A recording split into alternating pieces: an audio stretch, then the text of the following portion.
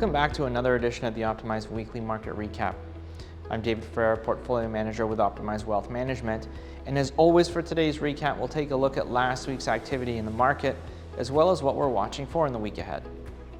Value-oriented stocks continue to outperform this past week, with the Dow up 75 basis points for its fourth consecutive weekly gain. The TSX, meanwhile, was up 55 basis points over the past week for its fifth consecutive weekly gain as well. The S&P 500 and the Nasdaq eased 83 basis points and 2.1% respectively after strong performance for most of 2024. Zooming in on sector performance, utilities and healthcare notched the biggest gains, while consumer discretionary and technology lagged by the most. Looking at the events from this past week, the personal consumption expenditures, the Federal Reserve's preferred inflation gauge, was up 2.5% year over year, the slowest pace in more than 3 years. This was good news for stocks on Friday, as it further boosted the case for a rate cut in the U.S. later this year. Also, U.S. economic growth for the second quarter came in stronger than expected at 2.8%, supported by solid gains in consumer spending and business investment.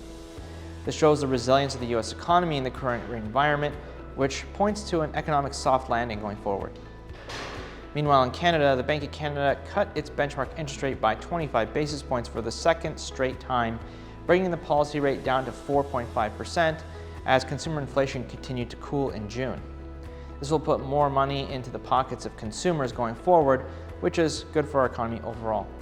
Canada's central bank has also taken a more dovish tone with its statement, which increases the chances of more rate cuts over the next couple of quarters.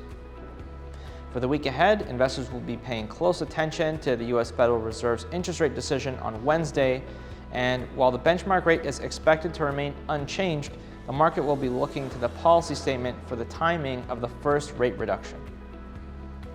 On Friday, U.S. employment data for July will be released, with economists forecasting 175,000 jobs being added to the economy and the unemployment rate holding steady at 4.1%.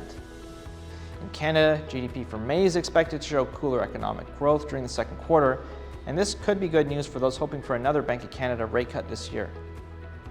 Looking at the corporate earnings calendar this week, it's a big week for markets with big tech on deck to report.